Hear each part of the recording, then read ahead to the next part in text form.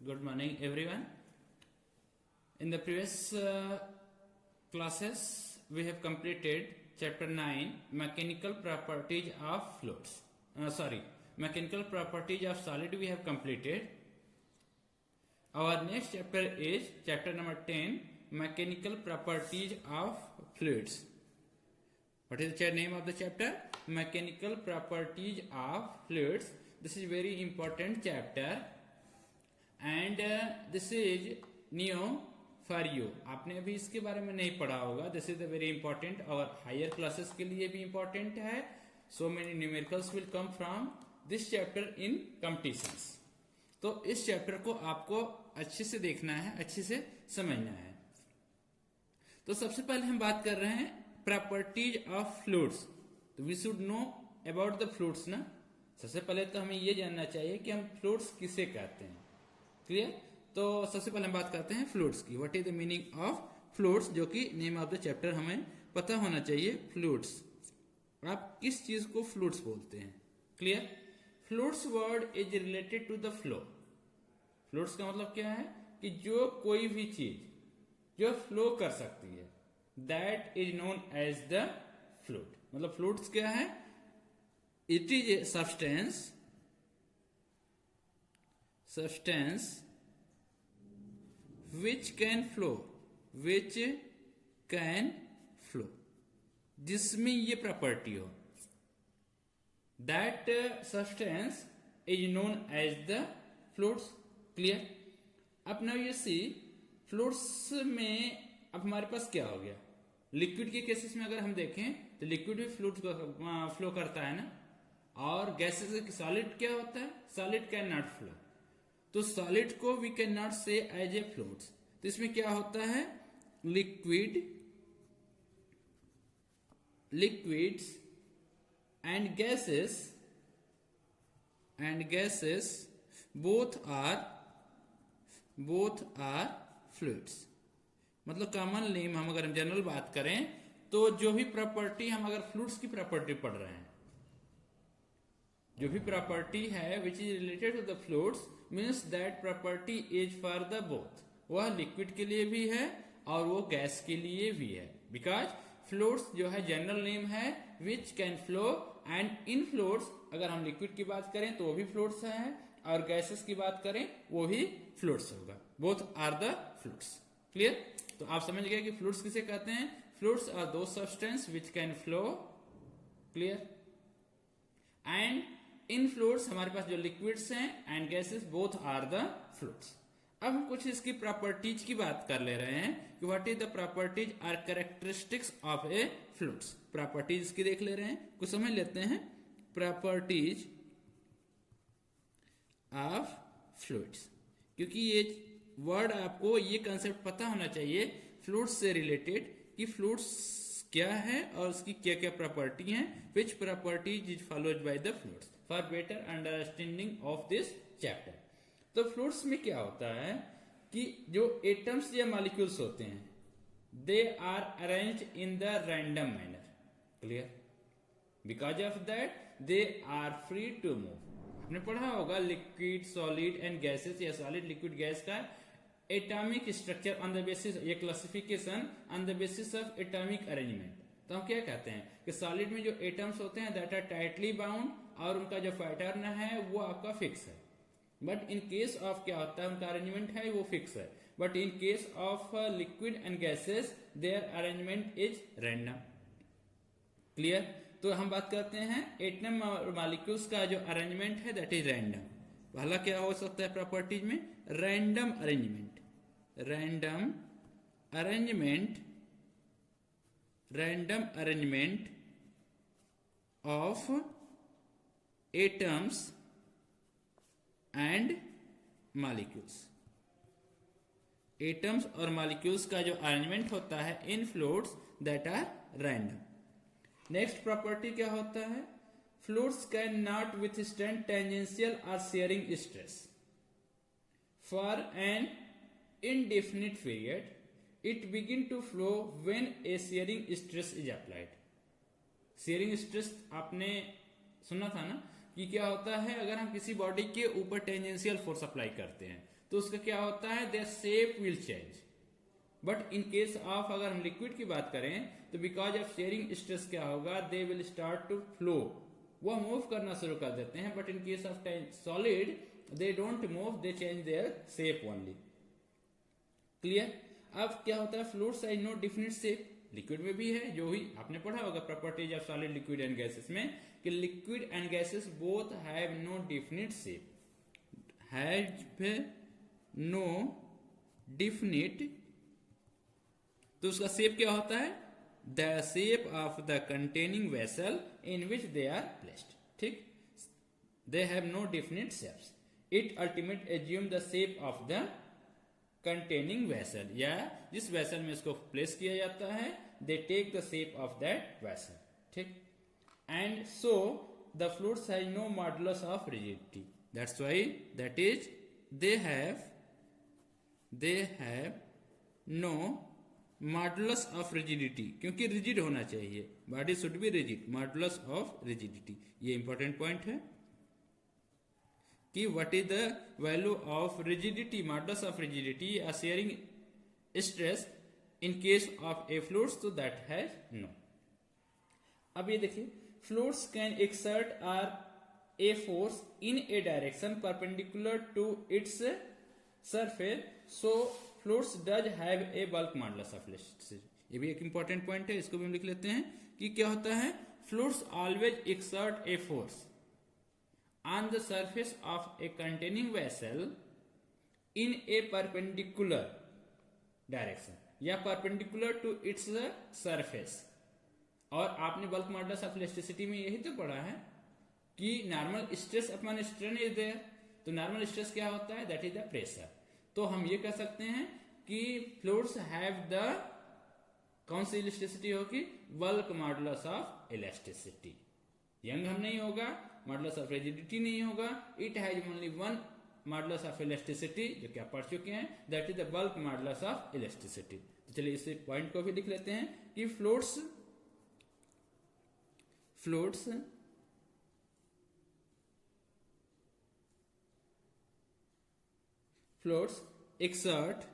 can exert a force in a direction,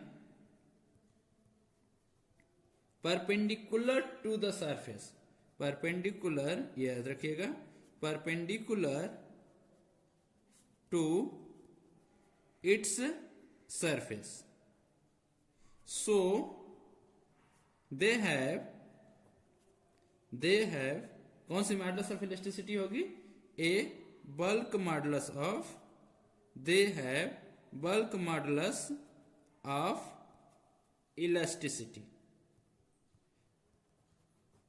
young modulus of elasticity नहीं होगा, modulus of rigidity नहीं होगा, they have only bulk modulus of elasticity. Clear. तो ये हो गया, this is the fluids and some properties related to the fluids. और next topic अब हम थोड़ा सा देख लेते हैं कि हम बात कर रहे हैं कि फ्लूइड्स में हम जनरल बात कर रहे हैं लिक्विड और गैस दोनों की। तो what is the difference between liquid और गैस, ये भी तो हमें थोड़ा सा पता होना चाहिए कि लिक्विड क्या होता है, इनकम्प्रेसिबल, और उसका जो वॉल्यूम होता है that is a fix, definite होता है, and a free surface of its own. Gas में क्या होता है, that is compressible and it expand to occupy all the space available to it. Clear हुआ। तो थोड़ा सा डिफरेंस भी देख लेते हैं कि हमारे पास क्या होगा, इसमें देख ही लेते हैं लिक्विड के केसेस में। Liquids are incompressible. इनकम्प्रेसिबल का मतलब कि if we apply the force on the liquid then there should not change in the, या तो हम ये समझ सकते हैं कि वो कंप्रेसिबल होते हैं। इनकम्प्रेसिबल मतलब वो उसको कंप्रेस नहीं किया जा सकता है। क्लियर। और लिक्विड के केसेस में means if we compress it तो there will be a very small change in its volume, बहुत कम वॉल्यूम चेंज होता है इसके वॉल्यूम में, very small change occur in a volume of the liquid. But in case of gases क्या होता है, that is compressible means if we apply a pressure on that, force on that, तो there will be a large change in value. मतलब उसको compress किया जा सकता है, उसको दबाया जा सकता है, but liquid cannot be compressed. तो क्या होगा? liquids are incompressible. मतलब आपसे पूछा जाए कि what is the difference between solids and liquid and gases, तो liquids are incompressible and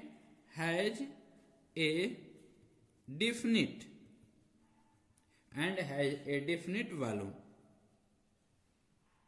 whereas gases are compressible. Gases क्या होते हैं? Compressible and has no definite volume. ये किसका वॉल्यूम एक्वायर करता है? ये this acquire all the available space of the containing vessel.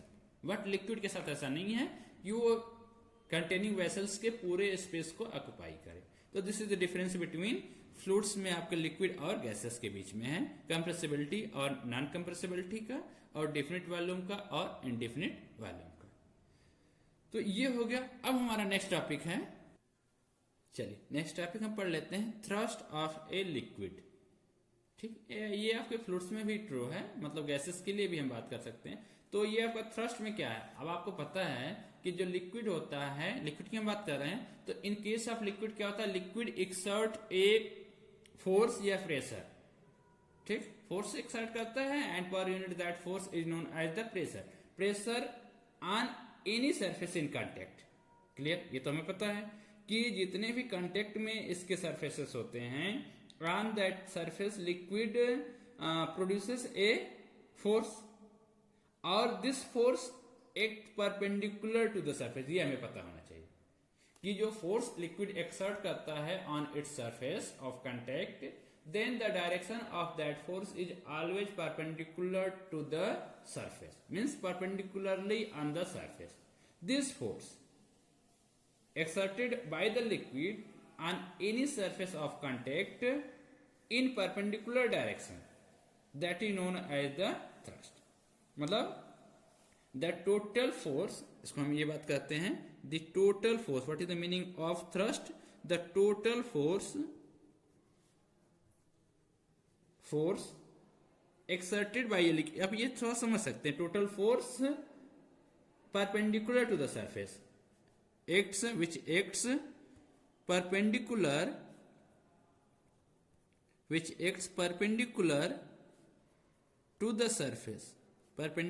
to the surface. इसको क्लोज कर लेते हैं. The total force exerted by, हमने डायरेक्शन को दिखा दिया, exerted by a liquid on any surface in contact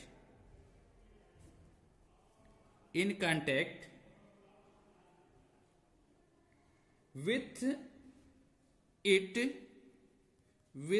it is called thrust. Thrust का मतलब क्या है? Thrust is also a force, but वो force which act perpendicular to the surface.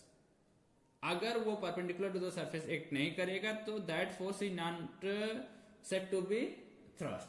ऐसे force को हम thrust बोलेंगे which always act perpendicular to the surface of the containing vessel. अगर हम लिक्विड की बात करें तो उस जितने भी surface of contact है उस surface पे अगर perpendicular act कर रहा है. क्लियर? अब बिकॉज ऑफ दिस थ्रस्ट ही क्या होता है, जो लिक्विड होता है दैट फ्लो आउट, क्योंकि अगर होल मिल जाए तो क्या होता है, because of that force, because of that pressure, liquid start moving in the outside. Clear? And this is clear है कि थ्रस्ट क्या है, it is also a force ही है और it has also the unit since it is a force. सिर्फ अंतर यह है कि this force always act perpendicular to the surface. So it has also unit, क्या यूनिट होगी? न्यूटन. इसकी भी यूनिट क्या हो जाएगी? न्यूटन. क्लियर? कैपिटल एन से लिखते हैं. Newton is the unit of the thrust.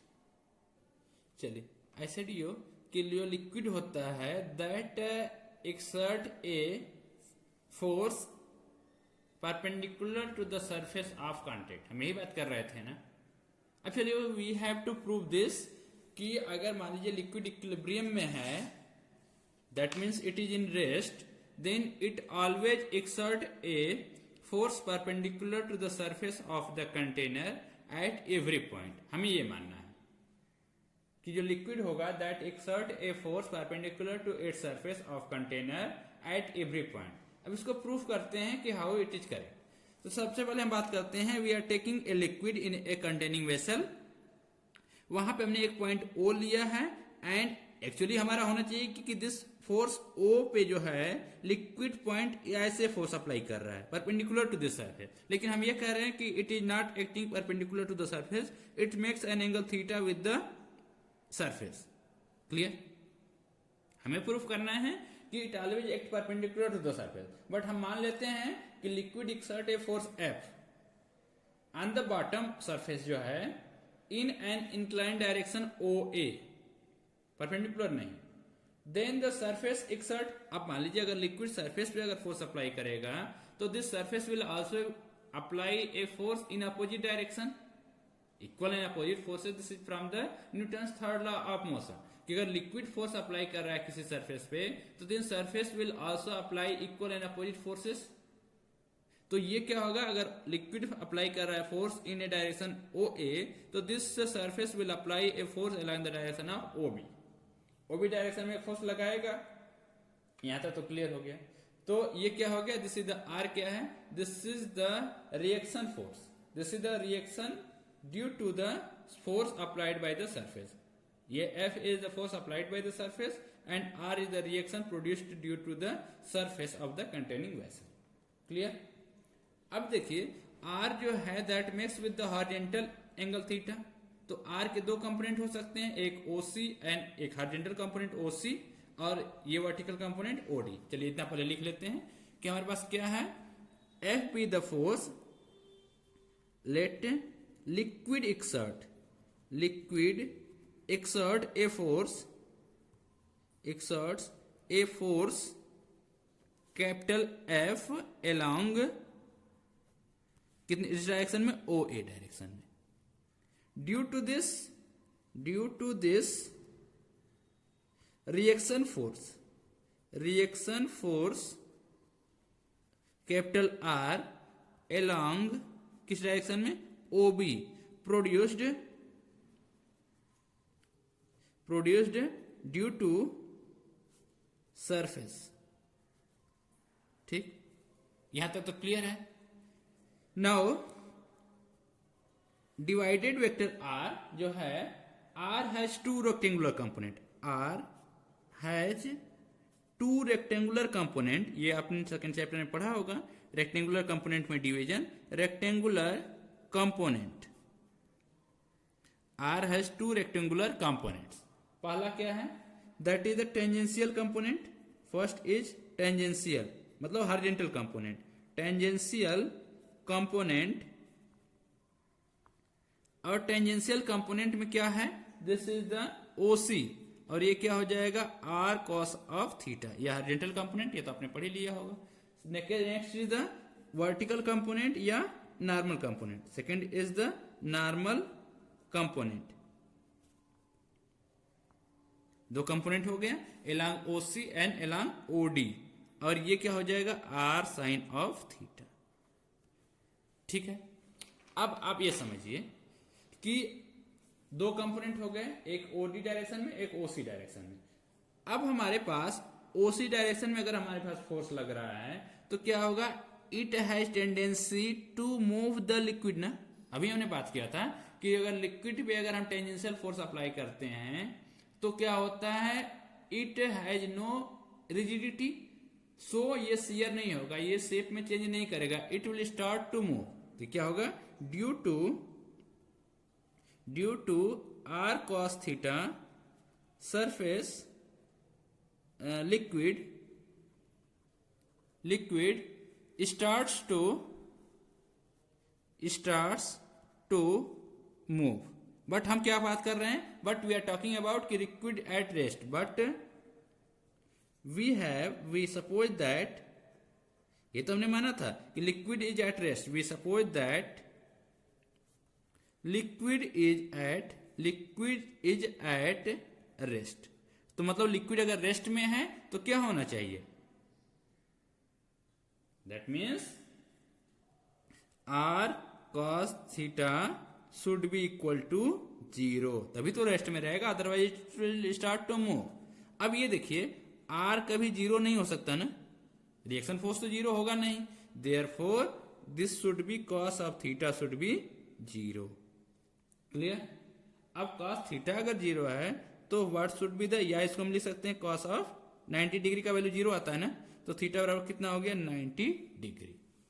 मतलब क्या हो गया, ये जो लिक्विड फोर्स अप्लाई कर रहा है that exert force perpendicular to the surface, theta ऐसे नहीं होगा, theta will always perpendicular to that. Clear.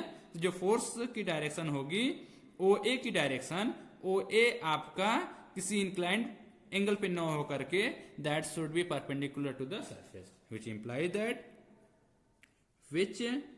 Implies ये बता रहा है, विच इंप्लाइज दैट, क्या प्रूफ करना था कि the liquid always exert, a liquid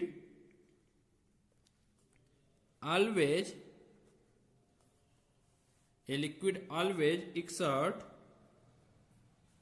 exerts force perpendicular, इसका हमने प्रूफ भी कर दिया है, आप इसको याद भी रखेंगे, perpendicular, and this is also for the gas also, perpendicular to the surface of container at every point. ये तो हमें प्रूव करना था कि to show that liquid at rest exert force perpendicular to the surface of container at every point, तो this we have proved that, कि हमने tangential component को 0 कर दिया, and from that we calculated कि जो आपका theta will be the 90 degree. चलिए नेक्स्ट पे हम देखते हैं प्रेशर क्या होता है। प्रेशर ये बेसिक हम क्लास 9 में पढ़ चुके हैं, हम इसके डिटेल में नहीं जाएंगे। तो प्रेशर में हमने क्या देखा था कि प्रेशर क्या होता है, that is the thrust acting normally per unit area around that point. किसी भी पॉइंट पे हम प्रेशर की डिफिनेशन लिख लेते हैं, फिर समझते हैं कि द प्रेशर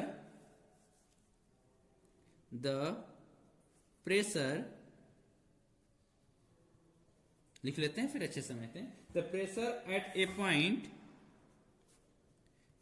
किसी भी पॉइंट पे हम अगर प्रेशर की बात कर रहे हैं, pressure at a point on a surface, a complete word is there, किसी भी सरफेस के किसी पॉइंट पे अगर हम जिस प्रेशर की बात कर रहे हैं, सरफेस इज द थ्रस्ट अभी हमने पढ़ा था, thrust normally acting normally, thrust की डिफिनेशन में ही क्लियर है कि this is the force which act perpendicular to the surface, तो ये थ्रस्ट ही हो गया। Thrust acting normally per unit area around that point,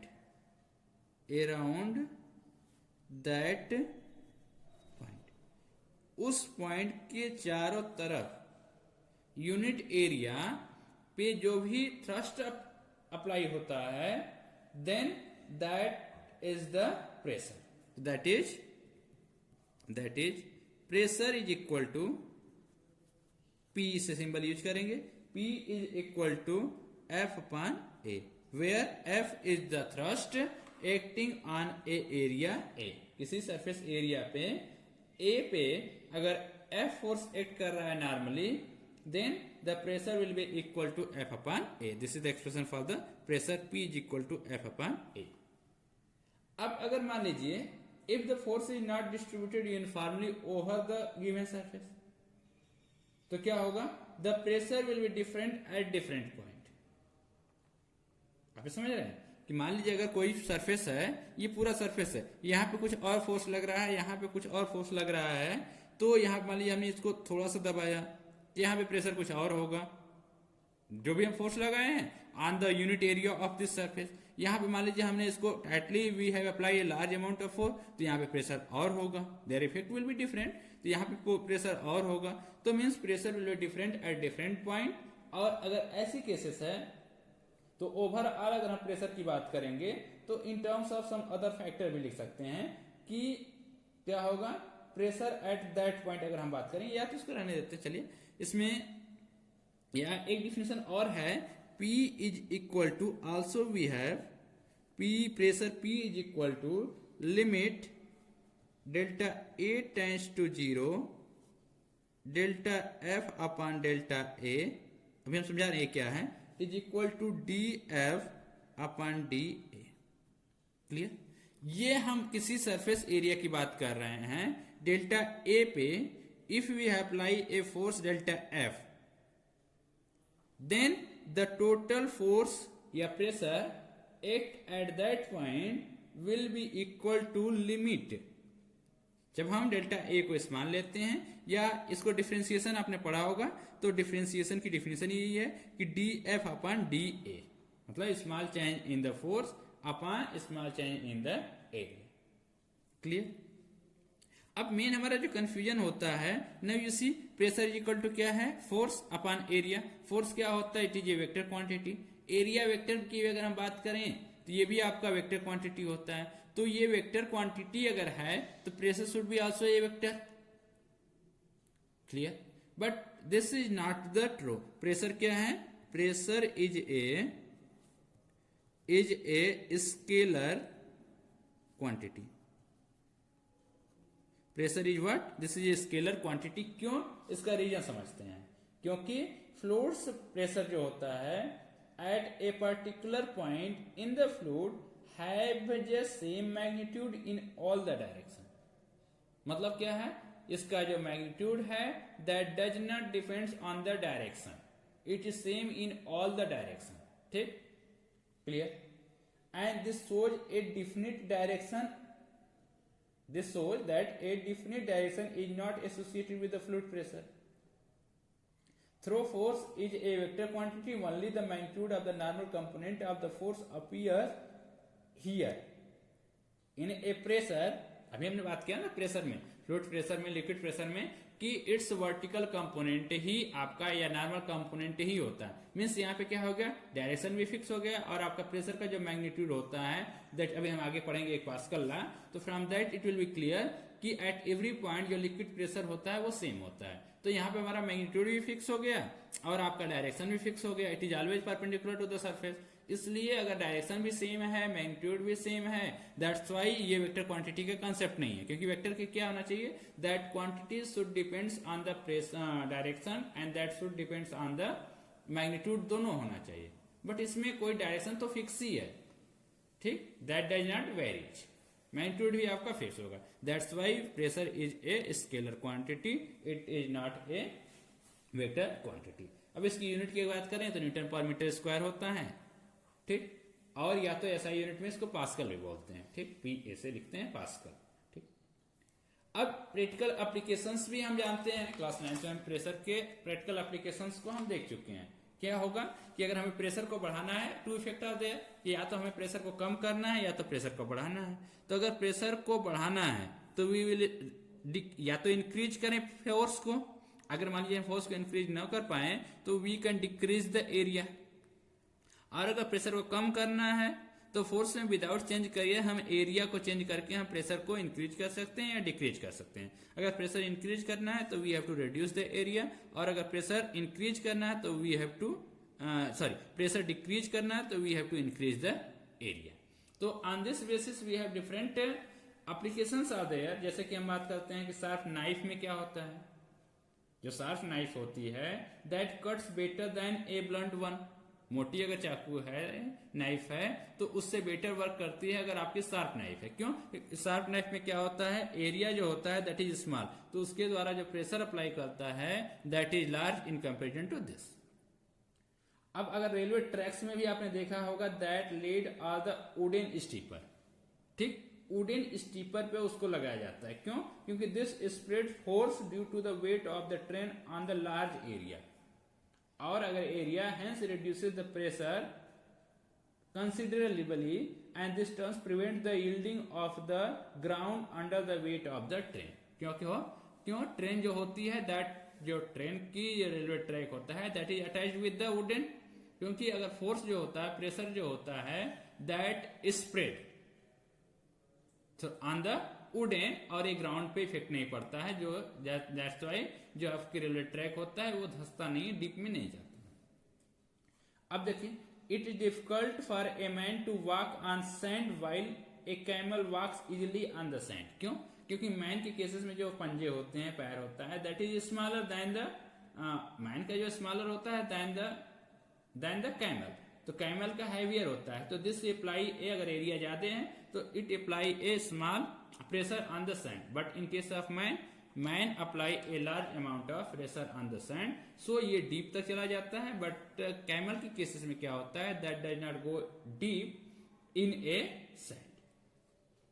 और भी एप्लीकेशंस है, जैसे हमारे बैग्स के जो होते हैं, वो भी आपका बैग्स का जो पीछे वाला होता है वो that's is also made with the broader. क्यों बनाते हैं? क्योंकि रिड्यूस द प्रेशर। पिन और नेल्स में होता है that are made to have a pointed end. क्यों?